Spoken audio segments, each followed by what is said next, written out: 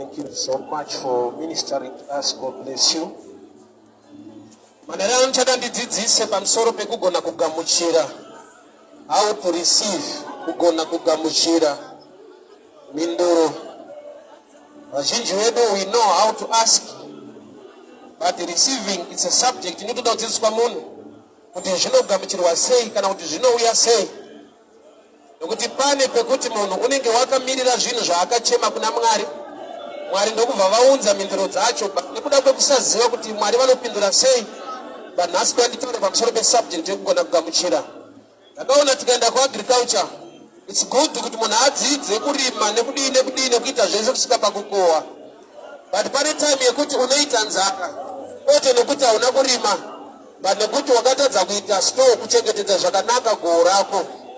So munhu unotodawo kudzidziswa kuti apart kubva pakurima nekuita zvese kugona kufaita famine zvinosvika palast chapter yekuti you must know how to take care kana kuti kugona kuchengetedza gohwo rako. So kugamuchira mindiro kubva kuna Mwari. Chada ndiverenge bhuku yaGenesis.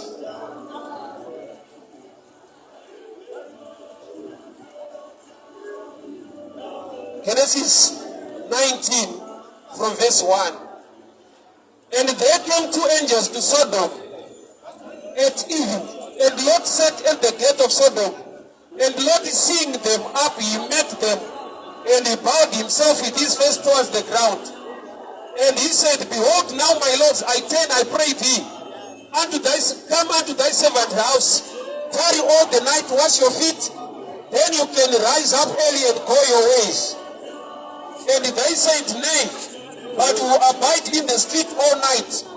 And he pressed upon them greatly, and they turned him unto him, entered into his house.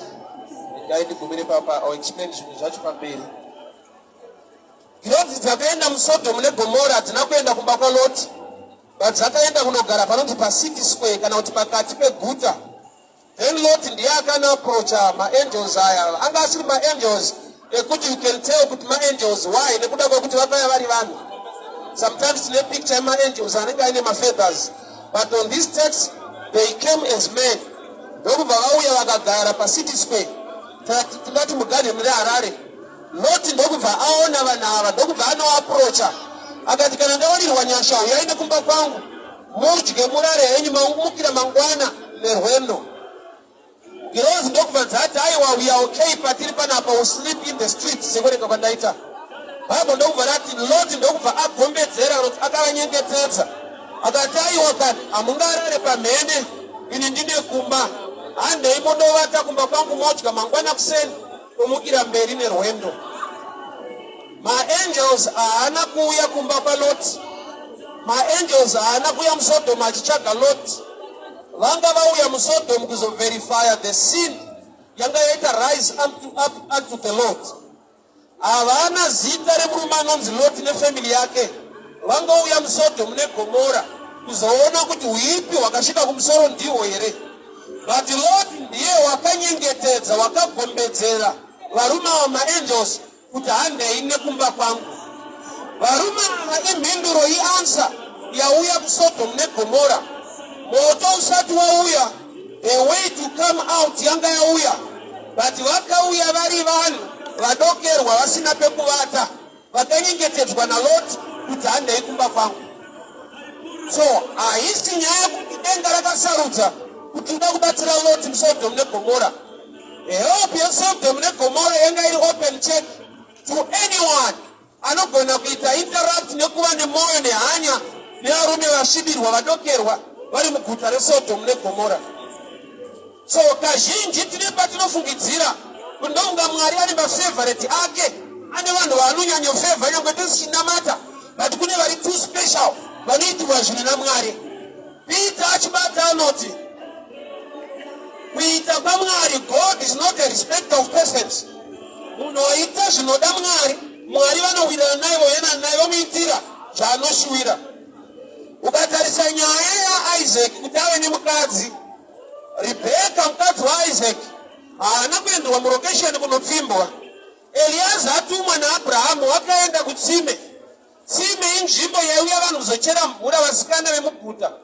Zvoreva kuti Eliaza haana kuuya nezita rekuti Rebeka, but wakandogara patsime panouya chero musikana kuzochera mvura.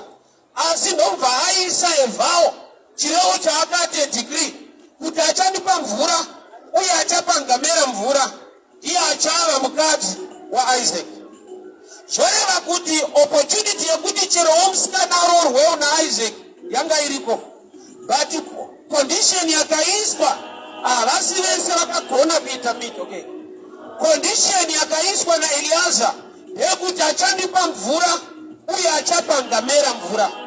Haana kuti musikana achauya akanaka stereki yachaita mukadzi waIsaac.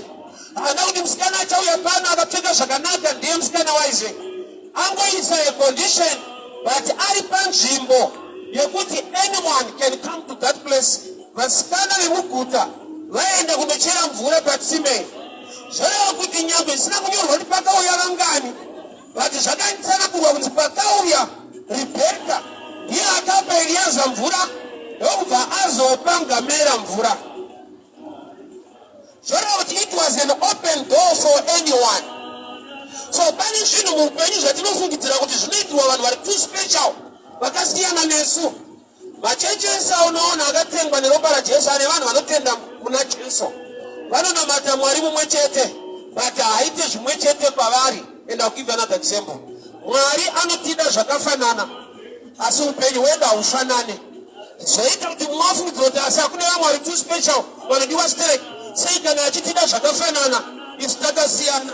Mindiro yobva yati anotida zvakafanana Mwari uyu asi hatimude zvakafanana. Vamwe kunamata yekupinda chechi party time inyaya yekuti nokusinawo zvekuita. Met a lot of people anototaura kwandiri achitofarawo kwazvo.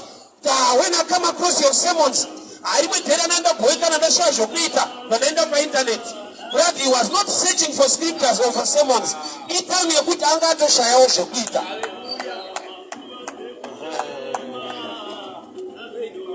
I met somebody pataigara kuwadzana ndaipfuura nepamwe pane rimwe bhawaso kuti tipasa dzedu dzekustriti idzi hadzidzomoke zvakaatsanera vanoti varaidza mutambo taura kuti vamwe vanouya pano kuzotandara kuzovarairwa muchovha wotaita. Umwe achinova achitofunzira kuti Mwari vataura kuupenyu hwangu, umwe achiti haatsana vanoti varaidzawo tinombotitandarei. So Mwari uyu anotida zvakafanana, chinoita kuti upenyu hwedu husiyane, hatimudewo zvakafanana. Rudo rwake kuvana vake sababa haruna mutsauko, but upenyu hwedu hune mutsauko. So open check yanga yakaitwa paSodom neGomora ndeyekuti achagona kuintarakta kutaura nevarume, ogona kuvanyengetedza kana kuenda navo kumba. Ndiyo imba inoita sekunge yasarudzwa nedenga kupona pamoto weSodom. Yeti nhau yese ukaona pauya challenge chinotanga kuuya iway out kana solution. Saka uchiona kuti hakutaurwe gehena kunotaurwa pamusoro paJesu anoita kuti uregere kuenda kugehena. The way yekuti uregere kuenda kuhell is available, and ndo inotonzi gospel, which means good news. Hapana kutanga pauya mvura patime ya Noah kuti vanhu vanyure. Pakatanga pagadzirwa chinogona kuflota vanhu vakapinda machiri. So chakatanga ark kwete flat. And the story ark harina kuvharwa naNoah. Mwari ndo wakati Noah apinda mukati. Later after 7 days the Lord God closed the door, which means for 7 days the door was open for anyone. So hakuna kutanga ne flat, pakatanga ne ark. So muSodom neGomora hamuna kutanga nekunaya kwemoto, pakatanga nekuuya vatumwa vanoita kuti vanhu vasapinde mumoto. So kazhinji kacho sometimes tinotadza kuona answer minduro, togona kutadza kuigamuchira. Mukadzi weSamaria anoti kuna Jesu takamirira Mesaya, Mesaya akauya achatudza chokwadi. Iye aitotaura neMesaya akauya, achitomuti Mesaya achauya. Chinomupa kuramba achimirira Mesaya iye achitaura naMesaya itradition tsika dzaivako dzaiti maSamaria nemaJudha haadyidzane. Saka kana vakamirira Mesaya akangouya ari muJudha vanoramba vachimirira. Mwari haaite zvemachechi, machechi anoita zvaMwari. I want to explain something in statement iroro. Mwari haite zvemachechi. Machechi ndo anoita zvamwari. Why? Nokuti mwari apinde chechi yedu. Bible rinoti miviri yedu itemberi yaJehovha. So subject yekunamata mwari is subject yekingdom. And the kingdom is something bigger than a denomination. So tikanamata tikachema senyika, kana tikachema sechurch. Let's say for example, Anglican kana Methodist yachema kuti mwari raise somebody.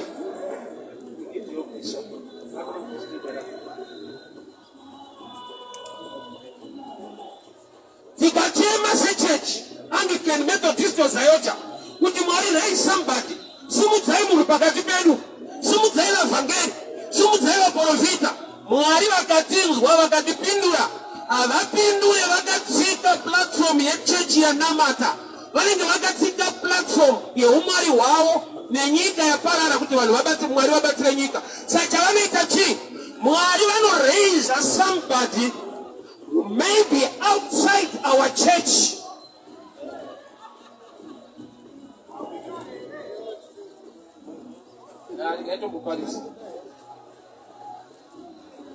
Kuna wafundisi kwa mna madada yangu pale ndio.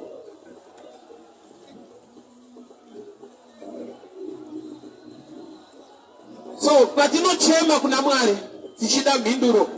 Mwari vanounza mhinduro iri mu dimension ye kingdom, and the kingdom is more than a church. Ndikuti kuti patinochema kuti mwari raise a prophet in our nation, tiri church.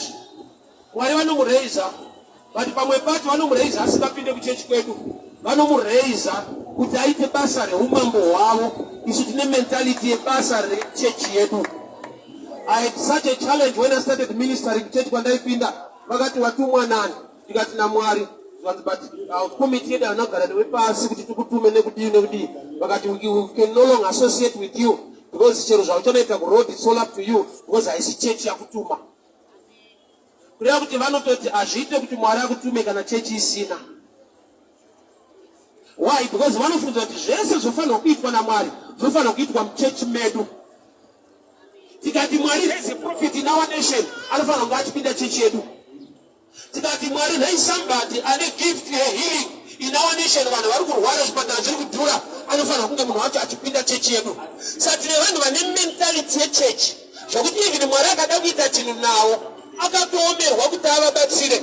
Saka Jesu paakauya ari Mesaya, mukadzi weSamaria anoti takamirira Mesaya, nokuti tine mutemo uriko kudhara kuti maSamaria nemaJudha haadyidzane. Saka isu kana tiri maSamaria, Mesaya akauya ari muJudha, we can still wait. Saka tinoita kuti Mwari hamusi kutipindura sezvatinoda, muri kutipindura sezvamunoda. Yet does the citizens yekingdom, Mwari vanotipindura sezvavanoda. Isu tinenge tichida kuti vatipindure sezvatinoda. Tikati God raise a prophet, anofanirwa kunge achipinda chechi yedu. Tikati God raise an evangelist in our nation, anofanirwa kunge ari wechechi yedu. Yet the church is too small than the kingdom of God. So vanhu vakasatomborumurwawo kubva pachurch system kuti vaoperate nementality yekingdom, vanoramba vachimirira zvinhu zvakaitwa naMwari kudhara. Why? Nekuti tine pfungwa mazuva ano mukurarama kwedu kuti ukabva kuchechi kwaunopinda ukaenda kune imwe chechi zvikazivikanwa unotonzi uri kuita musikanzwa. Yeti mwana wako ane transfer kubva kumusarabani ouya paIbusville, haisi problem. Why? Because unounderstand kuti syllabus yechikoro O level. But kuti tiunderstand kuti Bible hazviiti. Unofanirwa kunge uri kwedu. Saka uchiona pane munhu kutoti akatorupupura so kuti hama dzangu ndakarasikirwa ndakandakaenda kubhoko 3 months isina namata hakuna yedu, vanhu vanototi ashua very sorry. Why? Because tinotofunga kuti kunamata inhau yechechi yedu. Tikasarumurwa kubva pamentality yechechi toenda pamentality yekingdom, ipapa hanzi kuti chechi yakaipa. Chakanaka kutopinda chechi, chakaipa kupindwa nayo. Now explain. Ikakupinda waappetite, ukasara nemunhu akapindwa nayo haana zvimwe zvaanotaura asati akubvunza mubvunzo wekutanga yekuti munopinda kupi. Because andozati patopinda ndokune nyaya first kwete akatipinda. So mhinduro yakauya kuSodom neGomora, there came angels. Hatina kuenda kumba kwa anyone, dzakandogara paCity Square. bagedre muguta. Loti ndokubva aenda akati uyai murari kumba kwangu mugeze tsoka mufumire mangwana. Dzikatomboramba kuti aiwa panapa you okay. Baba Loti akagombedzera akakuti ndinokumbirisa please handei kumba kwangu. Zvora kuti solution yekuti vanhu vasawirwe nemoto yauya ari maangels, but only one person agona kuva neheart toward strangers. Vamwe vese vemuSodom vari kuona nha kuri kutovira havana basa navo. Only Lot ndiye akati regai nditaure navo vauye kumba kwangu. Giroza hadzina kufamba muSodom dzakabata maiki nespeaker kuti kuchanaya moto titererei uye tiwiriranai nesu farirei. Vakangouya vakangogara vakanyarara kusvika Lot akanegotiata navo vakaenda kumba. Lot message yemoto akainzwira kumba kwete muroti, which means nhau yekuti vanhu vapone. It was an open door for anyone. Kuti musikana ave mukadzi waIsaac, Rebecca, yanga iri opportunity anyone. Nokuti Eliezer paakandogara patsime haana kuti pano ndamirira Rebecca. Zvanzi musikana achauya pano, musikana is not a name for anyone. Musikana achauya pano achandipa mvura, achapa ngamera mvura, ndiye achava mukadzi waIsaac. Harisi zita remunhu, icondition. So pane nguva yekuti vanhu vachitoti itamwari aitanga nevanhu vanofevhera nekuzodii. There are times yekuti we need to get a revelation on what to do. Nokuti uchaona kuti Eliezer haana kunge audza musikana kuti chipa ngamera mvura urorwe. Ndozvaakafunga akataura ega. Musikana ndokubva aita zvafungwa kwete zvaudzwa. Eliezer ndiye akati achandipa mvura uye achapa ngamera mvura ndiye achava mukadzi waIsaac. Ndozvaakafunga, ndozvaakataura in prayer. Rebecca paakauya ndokubva apa Eliezer mvura, ndokubva achera mvura akapa ngamera. Hazvina kuparidzwa, hazvina kutaurwa, asi ndozvaakaita. Shoko parinoparidzwa zvisina kutaurwa ndozvinonyanyokosha kudarika zvataurwa. And I'll help you to understand. Zvataurwa ikuru inokusvitsa pane imwe level yekuti unzwe zvisina kutaurwa. Ndichakupa example iri tangible. Kurarama kwatoita isu kumusha kudokosha taimukida kuenda kumagarden kunoita magarden kuseni tikumba kwamuchemberi wangu. So muchemberi wetu akauya takarara mukitchen tiri boys so wozavairara vabika woti zvamurimi kukozodya nyama. Message yavataura yati zvamurimi kukozodya nyama. Message yavasina kutaura ndoyo yavari kutaura yekuti musadye nyama. Saka imessage inonzwa nemunhu ati kurei. Kana uri mfana unotomuka pakati peusiku woti zvatiri isu tanzitiroe uri kuita zvawanzwa, yet unotoita wrong nekunzwa. So chinonzi revelation, shoko rawapiwa rinokusvitsa padevo yokunzwa rimwe racho rasara. Kana wakura shoko rawapiwa rinokusvitsa palevo yokunzwa chikamu chasara. So ngirozi dzakauya muSodom neGomora hazina kuenda kumba kwaLoti. Loti ndiye akati ndiri kukumbira kuti akava a good heart towards strangers. Kana Bhabhuri richiti maangels harire kuti vaitofamba vaine mapapiro dziri ngirozi. Vakatouya vari vanhu. Loti ndokubva ava a heart towards strangers. Hati iyoyo akaitora kupi? Loti wakafamba naAbraham for a long time. Abraham une tsika yake yaakaita even to these angels. Genesis 18. Paakaona atumwa wachipfuura akamhanya akawira mutsoka. Akati kana ndawanirwa nyasha uyai henyu kumba kwangu mugeze tsoka mudye mufurire mberi nerwendo. Ndo the same statement yakataurwa futi naLoti. Zvorati Loti ane chaakawana in associating naAbraham. Association yakamupa impartation. Magnet tese tinoiziva. Inonzi magnetism ability isimba rekudhonza mametals. But unoziva yekuti spoon yange isina that magnetism ability. Ikabatwa nemagnet for 1 week. Yange ikazobviswa pamagnet. Inosara yane zvinoitwa nemagnet iyo iri spoon. That magnetism ability is transferable after a time. Mabatana magaramese. So kune zvinoita rap on vanotaura shona vanoti pane kunonzi kudziya moto wembavha. Vanhu vanotokudza kuti vanhu vari kutamba nawo unoguma waakujeri. Vanonzi mastatement iwayo. Vanhu vanotamba nawo uchaguma waakujeri. Kana izvozvo zvichitozoitika ende zvichimanifesta, which means the opposite also inoita kuti ukatamba nevari successful unoguma waita mari. But asaka munhu wanombonzaro ukatamba navanhu vachasimuka. Tinongodzva zvinongoshanda kana ari maproblems chete. Inhau yemind yedu yakatrainwa kugamuchira the negative more than the positive. I'll give an example. Kana munhu achitofamba kudai ukamuti nyoka iyo haabvunze kuti kupi, anotongochituka. Mind yake inotozva kuti kana iri nyoka yatopa ndiri. The same person ukamuti mari iyo anoti kupi, anozva kuti kana yakeshi kure, but kana iri nyoka ndatorumwa. Imind yakatrainwa kugamuchira zviri negative, kuti zviri negative ndo zviri close to me, zviri positive zviri very far.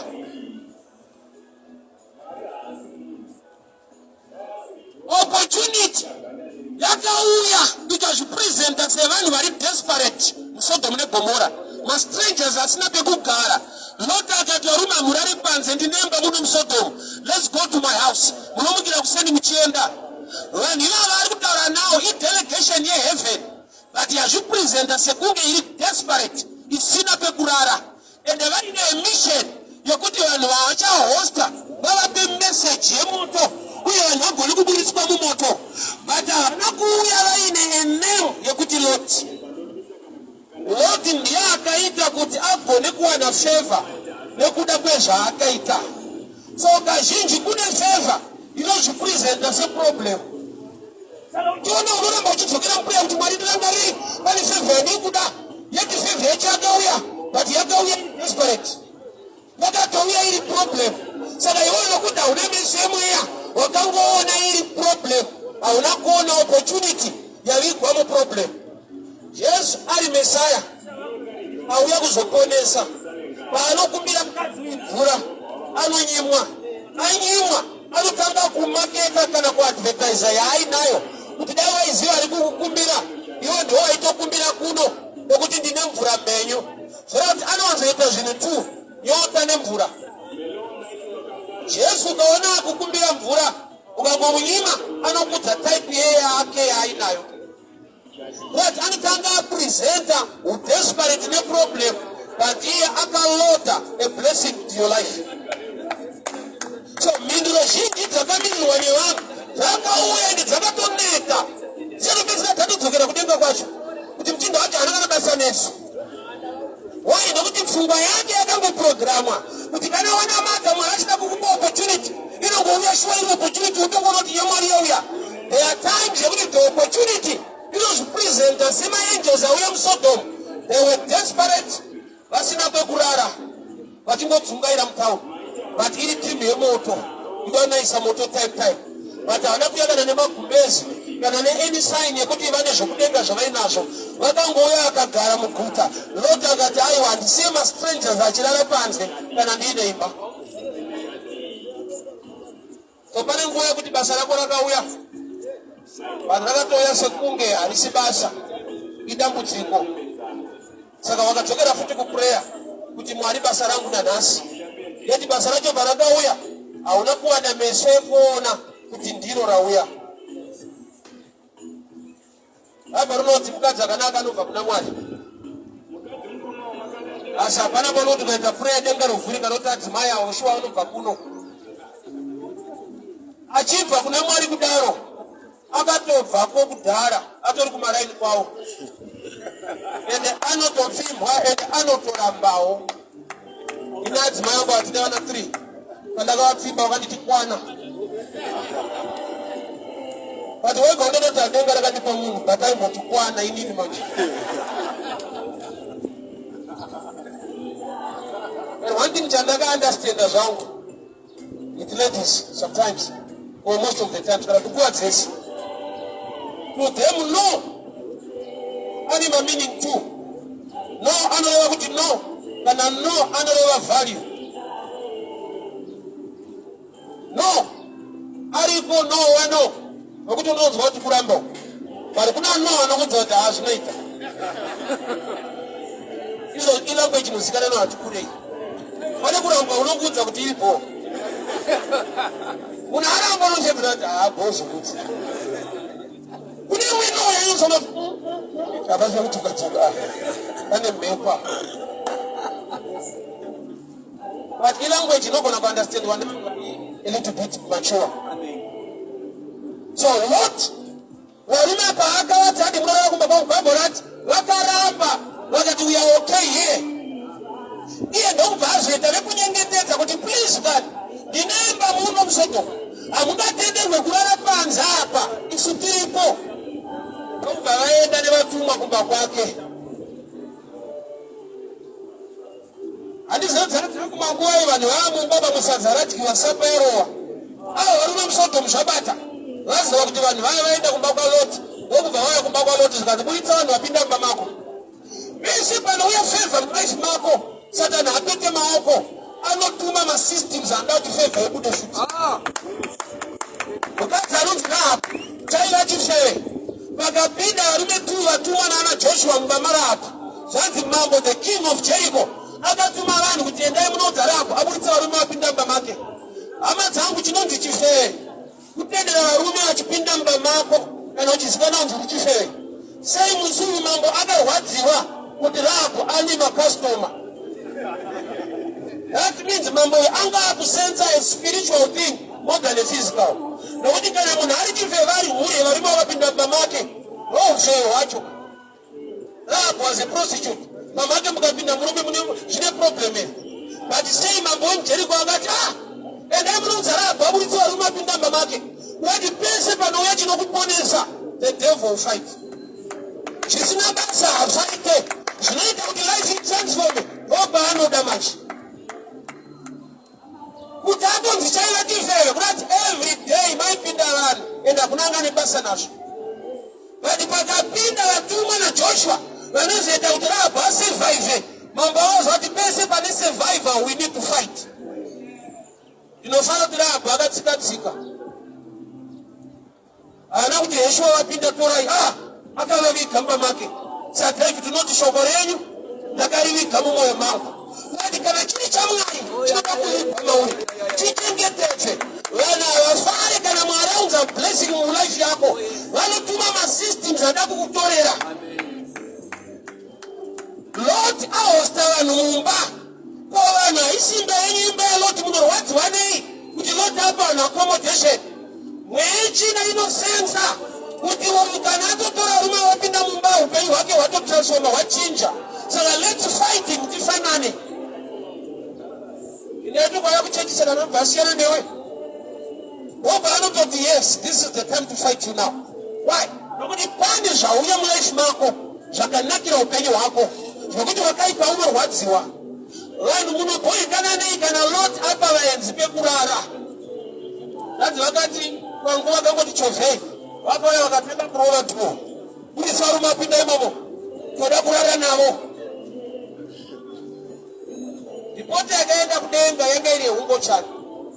Sangirozi padzadzinga panyika dzauya kuzoverifya kuti angangodara emakore ngatizvionere. Saka apa wakati buditsa varume vapinda mumba mako toda kurara navo. Lot akati aiwa hainetse ndine vana vangu mhandara mumba ndoda kukupa ivavo. Ava ndokubva varamba kanzi atuda varume ari mumba vouva varume ndobva vabva vaziva kuti saka ishuru timwe rachada mabhebhi zvachose rakutoda vamwe varume.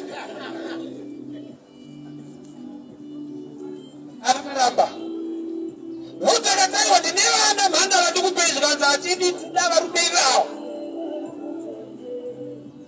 Lot paari kuedza kuda kuvaka vari kuramba. Why? Pese paunoburitsa kana paunoedza kupa unaexposa rimwe dhimoni risingade kuti usimuke. Zvanzi aiwa ndine vanasikana ndikupei zvanzi atoda varume vapinda imomo. And a miracle happened. Lord akanzi nevatuma pinda mba ava ndokubva varohwa neblindness besa hapana akatendeuka vari mapofu kudaro vari kupfuura mberi neprogramu andaudzwa mumwe akati vasisaone vanga kuti tidziweyotiitsai vachichada izvozvo miracle ndakazoona kuti it's good but it's not enough kuti munhu arepent. Vana veIsraeri vakanwa mvura padombo but vakaramba vari stubborn. That's why munhu chingatomupa repentance the preaching of the gospel yebasa rakaitwa paCalvary than any miracle. Jesu achida kubatwa muGetsemani, Peter akabvisa bhemba akacheka munhu nzeve. Jesu akanhonga nzeve akadzorera murume abviswa uyu. Murume uyu haana kuti thank you Ishe ndakusaidi kwenyu. Akaramba itoti naye. Ukadzorera nzeve unofanira kuchinja saidi ka. Wendawo kwa Jesu akuitira munana but akaramba ari against. Not miracle ain't isn't enough to win this guy. So Lord anyengetedzwa. Ndokubva ndinoona vasikana ava ndokubva neblindness. Message ndokubva yatanga kuzoparizwa kuti ufunge watoitirwa nyasha kuuya kwataita pane moto uchauya. Saka tine program adatitaure nemi. Toda kuti muzobuda muno mumbomhanya yenyu moto uzonaya. Sa Lot haana kutiza moto. Lot wakanzi mhanya kana wabuda moto uzonaya.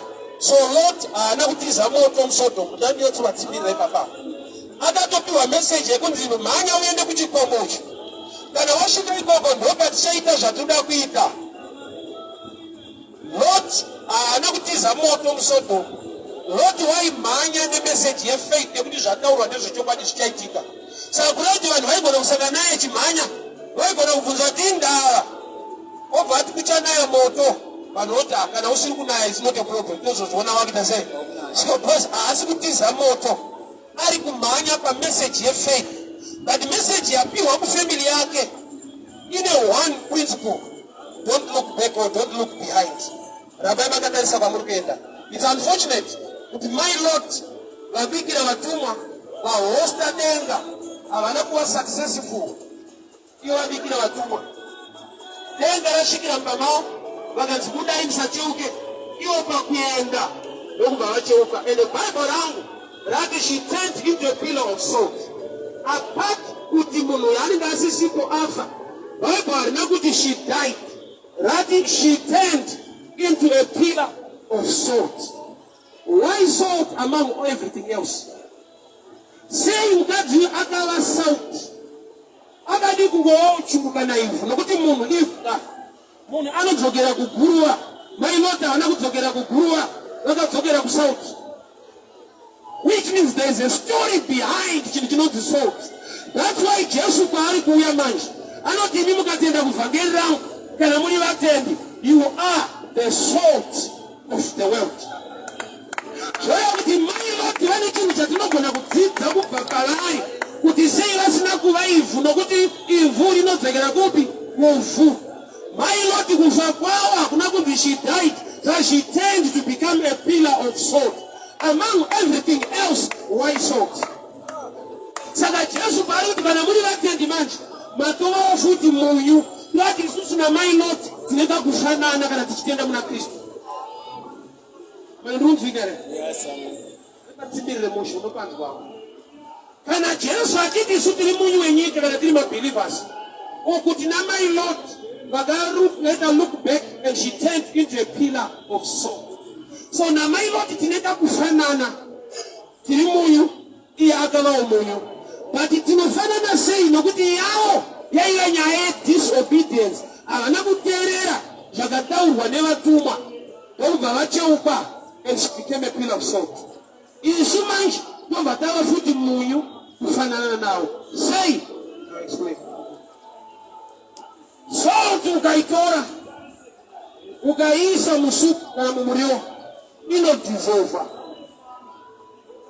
Kana wakudya unoinzwa, hauchaiona but unoinzwa kuti irimo. Ndonoita sauti naye. Ukadurura musupu so hairambi iri pamusoro yakarangara iri white, inodissolva. You are part of the soup. But unotonzwa kuti supu iyi ine salt, iwe usisiri kuona salt. kureva kuti my effects anofanirwa kuwanikwa mumunhu anonzi mukristu, kuti isu wacho tikaiswa musituation hatisi tinooneka, but umwari huri matiri hwaunofanirwa kumanifesta kuoneka. As a believer, pakanzi pane zvingoitika pano, vanhu ngavachirega kuona munhu, ngavachiona mukuita kwaMwari kwakavigwa mumunhu. Effect yesalt iri pakuti kana yanyungudika yamusupu inocreata taste yekuti munhu unotoziva, even munhu asina kusvika pachiiswa salt anokuudza kuti irimo. Uri kuiona here? Iri kuinzwa. Kureva kuti uKristu unofanirwa kusvika palevo yekuti zvinonzwika.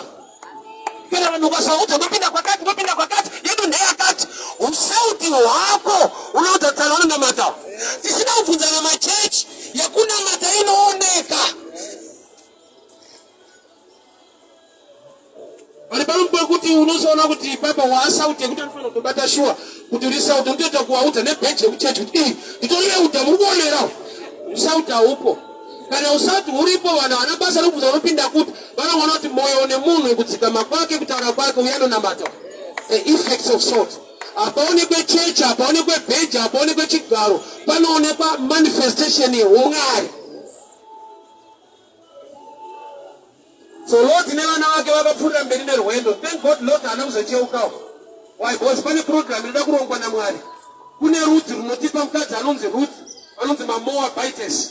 Vanhu veMoab iproduct yaLot paakarara nevanasikana vake. Vanasikana vaLot vakanwa wine vakarara nababa wavo, kukaberekwa rudzi runonzi Moab. KuMoab ndokunobva mukadzi anonzi Ruth. Ruth ndiye anouya ororwa kuno naBoazi, okontinya genealogy yaKristu. Zoreva kuti nyangwe pakaitika zvisina kunaka, pane chakaberekwa chakanaka. Hazvina kunaka kuti baba varare nevana vavo, but vaita musikanzwa iyoyo pakaberekwa chinhu chakataimirwa nedenga kusvika paextend yekuti Boazi haana kubvira aroora achimirira zvinobva kuMoab.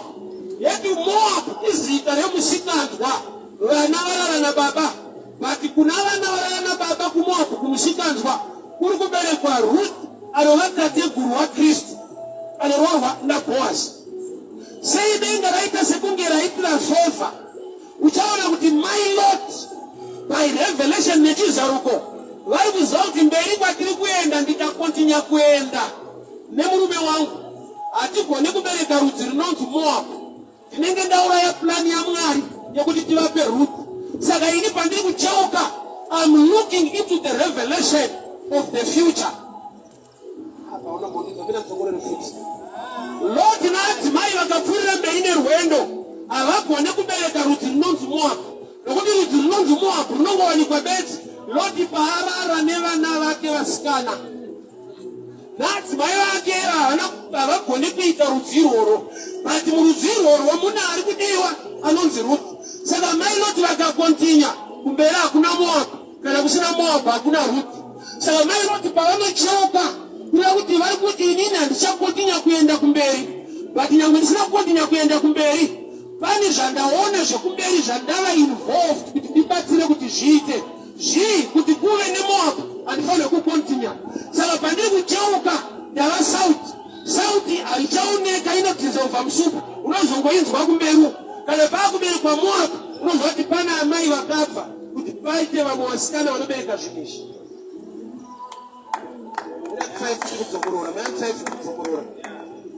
Sauti ikapinda musupu haichaoneka, but kana waakurova supu unozwa kuti irimo. So mai Lot pavakava salt pavakacheuka unoti vakadhisolva munyaya iri kurongwa naMwari yekuti kuberekwa rudzi rinonzi Moab kuwane Ruth. Saka paasiri kuenda ati ndaakujoina plani yaMwari, nokuti ndikaenda ndatoimisa hatigone kukupai Ruth, hatigone kugadzira Moab. Saka mai Lot ipicture yekuteerera, ipicture yerevelation yekuziva kuti ndikakontinya nerwendo ndauraya program iri kurongwa, nokuti hatigone kuwana Ruth kubva kuMoab kana ini ndakontinya ndina Lot sehusband. Maybe I'll explain another dimension. kana vana vamwari vanga vasingatenderwi kunoona nemamwe marudzi. Kuti Ruth the Moabitess haakodzere kunorohwa kuBethlehem kuvana vamwari. Sei denga rakazvitendera andoipana Moses. Law came through Moses paMount Sinai. Moses wakasvika kupi? PaMount Nebo. Mount Nebo inowanikwa kupi? In the plains of Moab, which means Moab is a place where law died and grace began. Moses wakasvika kuMoab, right? People discovered Mount Nebo. But not Mount Nebo. Wakasvika Moses, inowanikwa in the plains of Moab. Saka pese panofa law, grace ndoba inotanga. Why? Nokuti munhu wako akafa, woba une right yekutorwa neumwe nokuti hausisina. Saka chechi ikarorwa naMoses, Moses paanofa taakugona kuberekwa futi muna Kristu upenyu. Saka mukadzi anonzi Ruth tirikumupa qualification yekuti ari mutorwa agone kuroreka kuIsraeri. Inyenzi ari kubuda muri kufa law. Ichechi yaberekwa kubva murufu rwaMoses ichienda muna Kristu.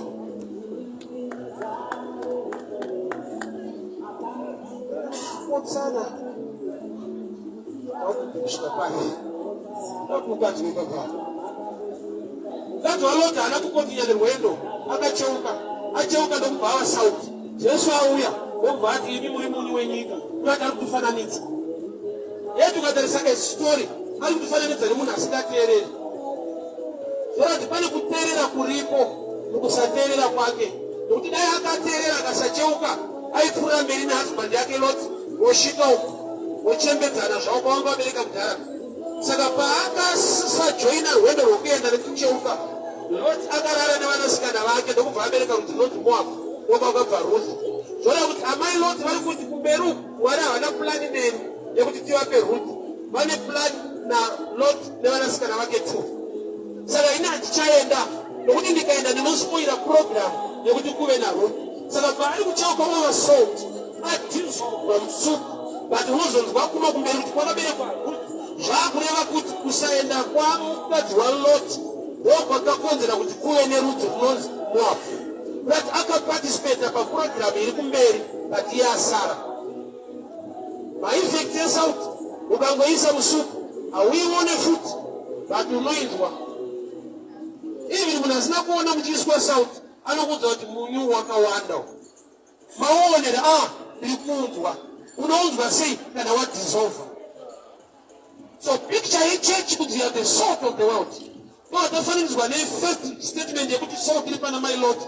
Zvoreva kuti amai Loti pavakacheuka mukusateerera vachitarisa kwavanzi vasatarise, vane zvinhu zvavaida kugadzirisa kumberi kwavo vasingafanirwa kupati kuenda kana kusvika. Rakambega usiku kune nyaya yandinayo nhasi ndeyekuti opportunity yekuti vanhu vabude mumoto ndo yakatanga, kwete moto.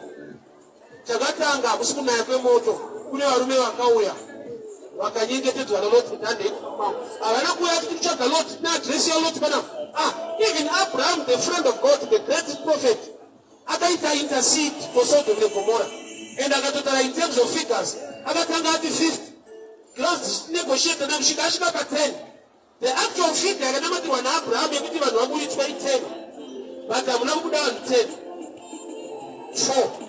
Sei denga risina kuti Abraham ishamwari yaMwari and is a great prophet takungodawo vamwe 6 wokuwedzera kuti 10 ikwane according to his prayer.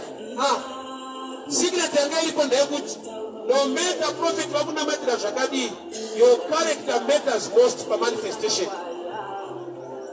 And I'll repeat. Nokuti vazhinji vedu manzwa nokuchinja machechi kutotsvaga kuda prophet ari powerful. Secret yepower ine chekuita nemunhu ane problem uye nemunhu ane anointing. That's why Jesu aiti aporesa munhu anga asingazviposte kuti wazviona kuti original from heaven. Power iripo aiti kutenda kwako, but aipa credit nemunhu anga ane problem kuti kutenda kwako, kuti iwe unotenda simba robva rashanda. Saka ukaenda kune simba iwe usina kutenda hazvicomplete. Zvoreva kuti kutenda kunouya nekunzwa uye nekunzwa shoko raMwari, ende kutenda kusina mabasa kwakafa. So no matter ukachinja chechi ipi neipi, kana prophet vakanzi vari highly anointed zvakadii, kune zvimwe zvisingaite, kwete nekuti havana power Abraham akanegotiate akasvika panumber 10 akati ko naye Mwari mukawana vanhu 10 haufa. Ngirozi dzapinda muSodhomu neGomora, family yakachengeta ngirozi vakachengeta bikirwa chikafu, ifamily yevanhu 4, Lot adzimai nevanasikana 2. Havana kunzaiwa kuti munhu waMwari anga ati 10 nganikotopai vamwe 4 pamusoro vanhu vabude. Vanhu vagona kugamuchira nekuita zvinodiwa naMwari ndo vanopinda mumafigures nyange pane negotiate vakawanda. Saka unoona vatira kuti zvizhinji ngazviitike muupenyu hwako, unotaura zvizhinji ona muchiitika zvishoma. Vandofunga hana pawo Mwari hana kumunzwa. Abrahamu akataura 10 but vakabuda 4. Iye achinonzi ishamwari yaMwari. Nenge yaitaiwa mufesi wangu haatendi nokonongokwanisa kwanisa. Character yako zvaunoita andikuona kana ndinoti zvisina kuya nezvita kuti dabudisa Lot. It was an open check for anyone. But Lot akava a person ane a heart toward strangers. Akati mungarare panze ndinemhanda yekumba urayako nepese panouya mhinduro yako kazhinji inouya sekunge iproblem inoda kubatsirwa newe but iri solution yayo uzobatsira iwewe. Pese panouya solution inogona kutouya seproblem.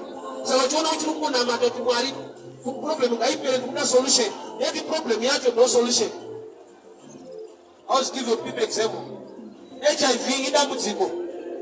But HIV yakava source of employment to others. Watu nema NGO. The mothers akatonzi AIDS program, AIDS zokati.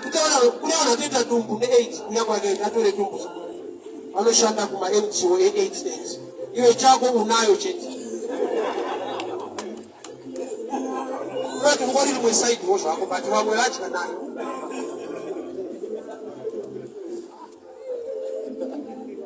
Vaindustry hakuna but pangosimuka pandemic vauya kaindustry. Covid yoyi kuna vakatya. Kuna kutorwadziwa nemamasika utakomana dai chirongwa chiripo ndandakaona akawanda.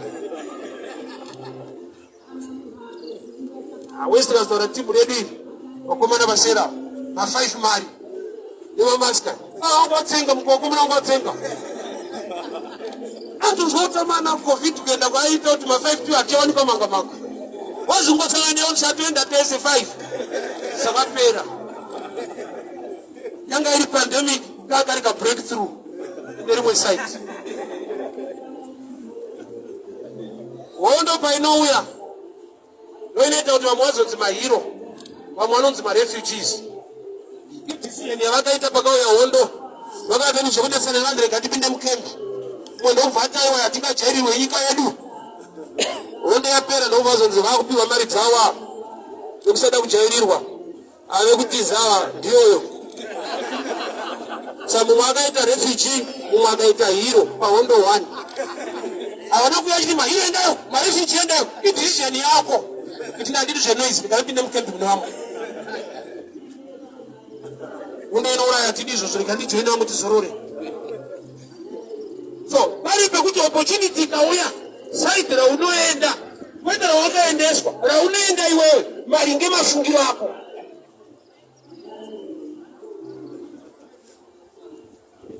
Hakuna kutanga kwaita flat kuti vanhu vanyure pamazuva anowa. Kwakatanga kwareka inoita kuti munhu asanyure. So chinototanga isolution kwete problem. But the solution yacho kakwa kuri kuvaka kumrane usimbe kakatoroka muka problem kunetsana.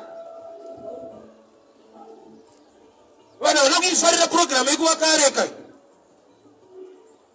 Kungonetswawo nemunharaunda ngofunga kuti kuchanaya. Hazvina pei mukati kungovakisana kuitisana. Saka nakati hatijairirwe ishamwari vakati mtu wako tiri kuno. Solution yagara iripo pekutanga. But kazhinji inogona kuuya sekunge idambudziko.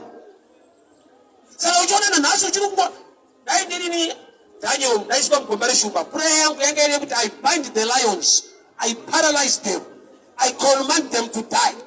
Yeti shumba idzodzo isolution kuvanhu vakukandisa. Why? Because dzichavadya kana wabuda. Saka shumba kuna Daniel mabhururu ake ndoma witness chaiwo achaudza mambo kuti uyu ari right, vasi right mukavakanda tokuratidzai kuti havasi right. kana lika program kakuchinja na kupinda. So kuna problem inogona kutouya, but isi problem yako ili solution unezwe kukurwisa. Dai tanyi wakana mata shumba zikava paralyzed zikafa, wakurwisa wakazopindawo, waingo wanao breakthrough. Saka shumba kuna Daniel i answer. Roman Samson achienda kutimna, shumba ikauya against him. Bible wrote akaibata akaivarura. Akuzodarika mwamuzi akatarisa mshumba ya akauraya akaona muine uchi. Yeti shumba ikanachuya against you ili kuuya kuzokudya. But kuna Samson yakauya kuti azodya. So solution yako kazhinji ikauya se problem unodzokera futi ku prayer unochema kuti Mwari ndiwanire nyasha zvinhu zvezvawesi. Because painita wesi kune vanenge varangarirwa ufunge. Labhani aiona vanasikana tu Leah na Rachel. Bible rinototi Rachel anga akanaka kudarika Leah, but handaipa kuroorwa Leah akatangira akanaka. Sei akamutangira ari asina kupfimbwa, ari asina kudiwa na Jacob. Baba vakati kuno mukuwasha tinorera namasikati tere kurora kwana patokupa mudzimai wako manheru. Baba izoti usiku haushande beauty unongoshanda kuti munhu arimo. Kuti Labhani akagona kumaketa problem tambi akanaka. Uya ari zvoona mangwana kuseni kuti mandipa munhu asiriye, but nhumbi yatobata. So rima rega rega rine blessing kune vamwe vanhu. Isaiah 45 verse 3 not, I'll give you the treasures of darkness. Darkness inakatakura futi ma treasures. Darkness rima kuona kwezvinhu ma treasures akavigirwa vamwe. Unazara kuti kune zvinhu zvakuti kana zvikangoita mushi vamwe vanhu upenyu hwavo huchatomboita mushi. Because tiri kuvapa kuita zvavari kuita zvinhu hazvina kumira mushi. Saka anongotora kacheo gara pakopa kabhanani kabheki kake so letira pakati ikonomi kangoita mushi unoenda wega kumusha udzingwe unotoziva kuti amana mandikuwadza unochiita mandiuraya.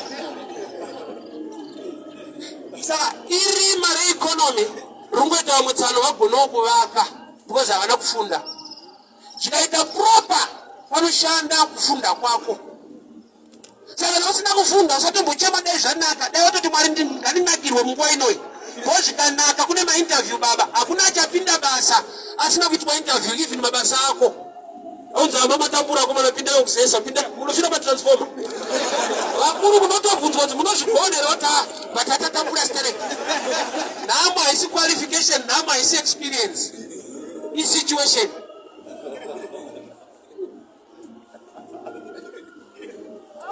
Mwari panoti kuAbraham wana wako vachaita senyereti. Nyereti dzinotora advantage yedarkness kuti dzigone kushaina. So kana zvinhu zvatoita kuti zvasviba zvaoma kwane rima so, ndakutoti Mwari ndibatsirei mukuoma kwazvo nditapirirwe nokuti zvikangonaka ndakuwara. Awandiri kuudza ari kutozviti zvikanaka wakuwara. Iyo ndovoti ndachanaka dai zvanaka ita mushe. I'll give you this example. And if the next statement of mabasa kunetsa, it's half truth. And I would give them that half truth. You will half day. Takatara Sunday Nelson. Sunday.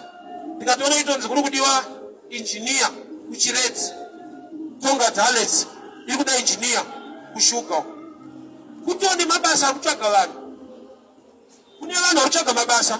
Kuboita mabasa kuchaka vanhu. Saka chokwadi chinoti kuti awufana kuti mabasa ari kunetsa. Unofana kuti airtype yangu anonetsa. Wakanza kachokwadi akanobohwa bati.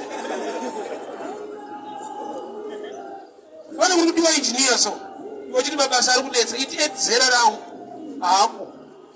Vachindi chada kuimprove manje nekunoku kwete ikoko. Opportunity available for anyone. Kana zviri zvinhu zvekingdom yaMwari. The race is not to the swift, nor the battle to the strong, but the time and chance are given to all. Dambudziko ndekusaziva kuti mwaka wangu wasvika, mwaka wangu mukana wacho ndeuyu. Why? Because mikana inozvipresenta kazhinji sedambudziko. Kuroora kwa Isaac kwakatumwa Eliaza. akaliga gorite nezvese zvinokosha mbeki akapresenta condition yekuti achandipa mvura wopangamera ndiye achava mukadzi waIsaac. Pakatanga paiswa leba, hapana kupfimbwa munhu, pakataurwa kushanda. Mwari makarangarira Ruth aenda kuMoab, abva kuMoab achienda kuBethlehem akaroorwa naBoaz. Ruth haana kupfimbwa maraini. Ruth akawanikwa kumunda achishanda. Varume kune pamwe kuti opportunity yako yakapigwa kwete muusimbe mukushanda. Saka Bible richivenga usimbe. Ratoti kana paine simbe ngaende kumujuru, kwete conference, kwete kuchechi, kumujuru kunongoona tudiki patukita basa man. Vesi yene ndika rafu. Kuti kana muri simba mbiyo kuchechi, enda kumujuru. Kanu kadiki pateti uiri anofikirwa kazhimu so. Iyo uri mkuru haunozva uri kuita. Wana motivation pachuru chaipo kwete pa conference pachuru. So bali pamwe pekuti answer inouya but yakavigwa mukushanda. Achandipa mvura opangamira mvura ndiye achava mukadzi waIsaac. Kushanda isi beauty.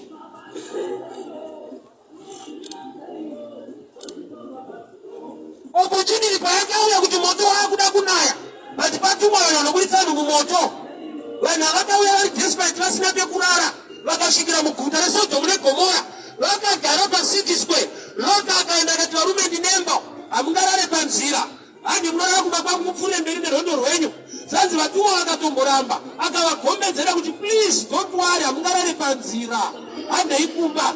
Vakumba ndobva vakazoudzwa kuti tsano tiri timu remoto ita rati stere vachata munhu pano meseji yemota anatorwa marengi kumba akuvahosta. Answer inozvipresenta sedambuti. Saka chino chirongoramba uchinamatira mhinduro yeti yakatouya. Maybe pandemic iyi panga pauya mari yako yokungochema chete. Watoifaita wamwe wachifaita muchifaita mesi. Yakanyanya ndeyapera yapera. Ikapera choro munongoramba uri iwewe zvangu. Mukuoma kwazvo nemukunetsa mazvo Mwari ngaandiwanire nyasha.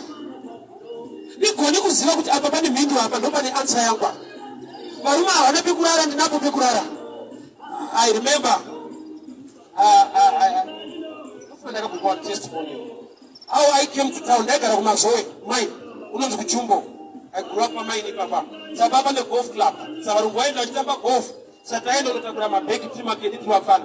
One day tiri kuenda pane mumwe murungu anga apoterwa nevhiri rake machemberi kumadhara. Ndobva akumbira kuti tinjirawo spare wheel rangu iri. Vamwe vangu vakati ada kutijairira. Vakashandisa madzibaba edu ada kungotishandisa.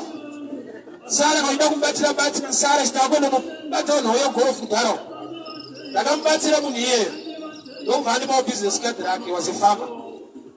After some time ndakazongomufona ndonzwa kuti ari sales. I've been looking for you. Ndakaopen a company kuHarare kuna Covent. I want you to come. Ndokuuya pandakaita. Ndauya ndokubva nditi this is the company. That's Trans for Africa. Pane zuva close nezuva panamba 38. So ndasvika ipapo ndonoona ari kutoshanda ndikachapindawo pamunhu tokuchegawo mota zvokuita vamwe yakatita company. Ndapiwa shirt ndoona mwana mwe kusundika mvunzi. Ndichita papa. I want you to manage these guys. Ndazomudza kuti achikoro manje papa sina. Zvanzai wakapasa vhiri. Baba pari mikana yekuti haunore O level unore mavhiri. Life. Time and chance are given to all. Takakagwara nenyaya yekungochinja vhiri. Vakomana kuti pana supervisor auya mukomana mavhiri. Vamwe vangu vakaramba kuchinja vhiri nemudhara vachiripo. Ivo vari kunemba kuti davo mwaponjerwa umaya zvichaita. Time and chance are given to all. Omwe murungu uyo haana kutisarudza kuti come and change my will. Akati can you kureva tesi. Chance yelife inogona kuya iri open check. Mwari ngaakupawo kunyumwa. A descending spirit. Kuti hapane mukana, hapane favor. Hapasi pese pane problem pasingaberekwe favor. Pane kamwe kakunetswa so kakatakura blessing. Nemwe musikana akachata so. testimony yake tupata. Akafirwa na amai. Akuchengetwa kubva kwamainini. Akafirwa na amai kumondoro ndobva yakunomhara kubva kwamainini. Amainini vakati vana vanga vachaita majuti. Iyeyo ndiye achamukira kuma5 achita majuti. Vana vamai ndobva vazorora, ndobva vaitwa shandiswa. Vari kumuka kuma5 achita kumajuti. Timu rinodhiraivhawo magonyeti rinomukawo kuma5 rinotora matraki richienda. Ndobva aonewa neimwe shanje isati yaroora yegonyeti. Zvawirirana paye muchato ukarongwa wakachata. Aipupureta vanya iyoyo kuti kuna mwari wekuma5. Usaterere kumutswa kuma5 unogona kumukira mereti kumukira muchairo. Vana vamai vavo pamuchato vaimboyemura so. Unaishandiswa achimuka kuma5 vasozeti kuma5 kune mereti. Aigona kuchenda kuti mwari vakandivenga indava zodaiso mwari itemoyo uchinje vachiwedzera kuoma kuramba uchimuka kuma5. Mwari aitozvati kuma5 kune munhu wako. Ishmael na Haga vakadzimba pamba paAbhurahamu. Vakachema, mwana akachema nenyota, mvura ikapera. Havana kutorwa kumba. Mwari akavhura meso Haga, Haga akaona tsime remvura. Kune imwe blessing yekuti Abhurahamu akupa bhodhoro remvura.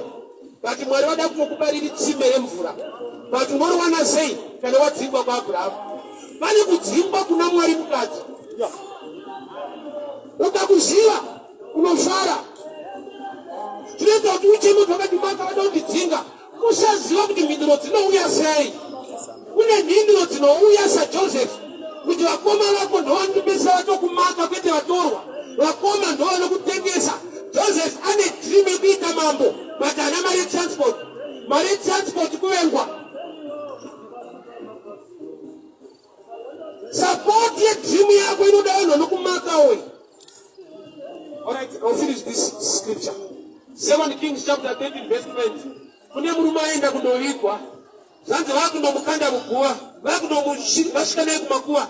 Vakaona hondo yeMoabhu ichiuya. Ndokubva vati tingafe hondo yauya. Saka hatichaviga murume uyu muguva rake.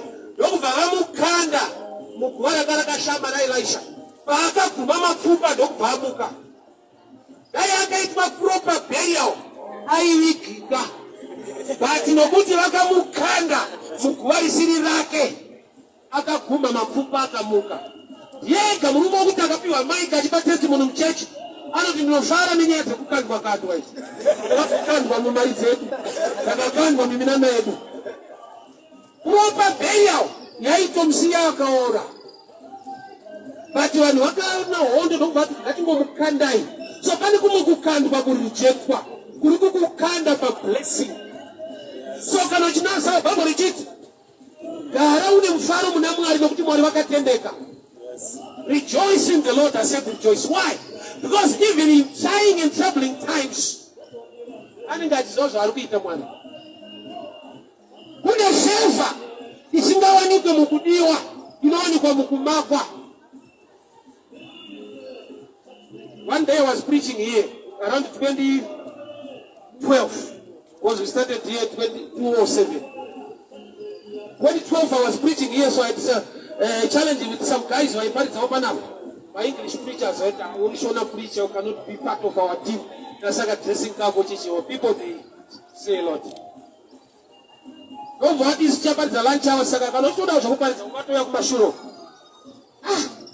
But I want people who can mchita meseka. Was a team Shona kids.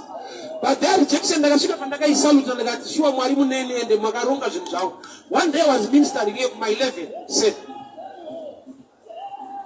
oh, boy, Mumuruma Kamirapa. So the Paris and the Cascade of Paris. Don't find Morris.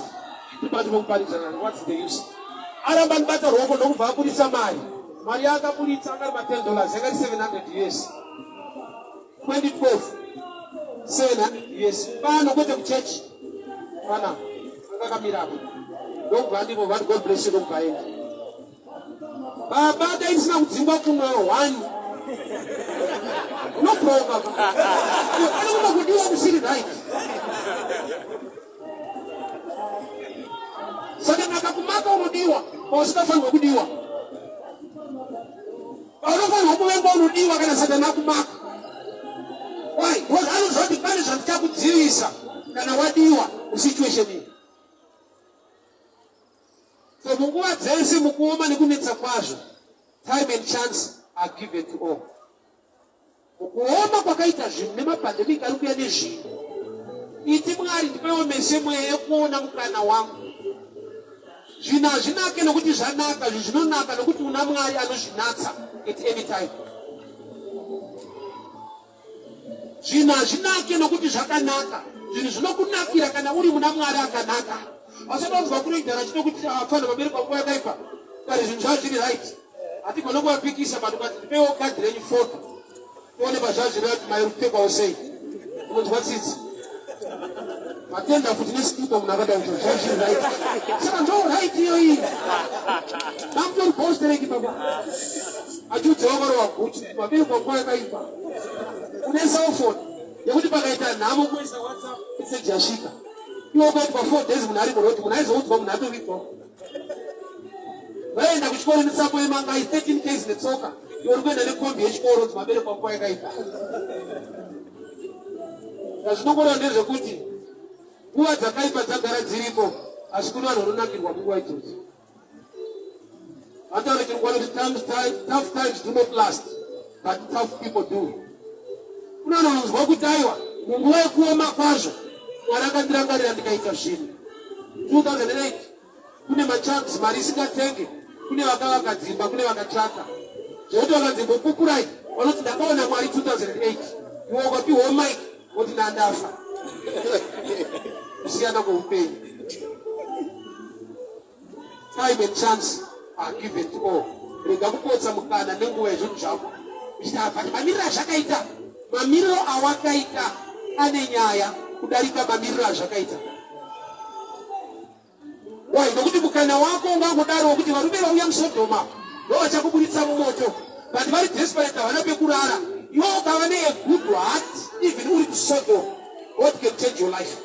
Things are hard, but operate with the principles of the word of God and you'll see the blessing of God in your life. Father, we thank you for your word, we thank you for your grace, we thank you for your favor. Mikana painozaruka maopportunities paanouya Baba, takumbira mese mweya shoko renyu vati time and chance are given to all. Nguva yangu mikana kana yazaruka Baba, tiregere kuipotsa takupai mbiri nekutenda muzita raJesu. Amen. Hama dzangu mufambe murugare. Mwari wenyasha vakuchengetei, Mwari wenyasha vakugonesei. We meet again same place same time. Bye bye. God bless you.